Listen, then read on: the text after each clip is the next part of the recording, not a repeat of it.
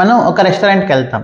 ఆ రెస్టారెంట్లో ఏంటంటే రకరకాల ఆప్షన్స్ ఉంటాయి. వెజ్ సెక్షన్ ఒక దగ్గర ఉంటుంది, నాన్ వెజ్ సెక్షన్ ఒక దగ్గర ఉంటుంది, ఏసీ సెక్షన్ ఒక దగ్గర ఉంటుంది, నాన్ ఏసీ సెక్షన్ ఒక దగ్గర ఉంటుంది.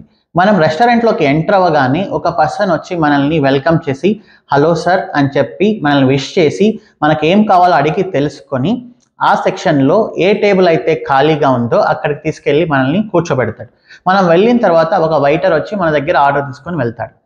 ఎగ్జాక్ట్లీ ఇలాగానే మనం ఒక వెబ్సైట్ని హిట్ చేసినప్పుడు ఫస్ట్ రిక్వెస్ట్ అనేది లోడ్ బ్యాలెన్సింగ్కి వెళ్తుంది అనమాట.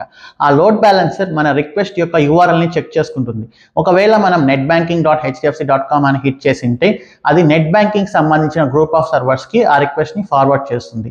రిక్వెస్ట్ని ఫార్వర్డ్ చేసే ముందు హెల్త్ చెక్ అనేది చేస్తుంది. అంటే ఆ గ్రూప్ ఆఫ్ సర్వర్స్లో ఏ సర్వర్ హెల్తీగా ఉంది, ఏ సర్వర్ ఫ్రీగా ఉంది అని చెక్ చేసుకొని మరి ఆ రిక్వెస్ట్ని ఆ సర్వర్కి ఫార్వర్డ్ చేస్తుంది అనమాట. సో లోడ్ బ్యాలెన్సింగ్ అనేది ఇలా వర్క్ అవుతుంది.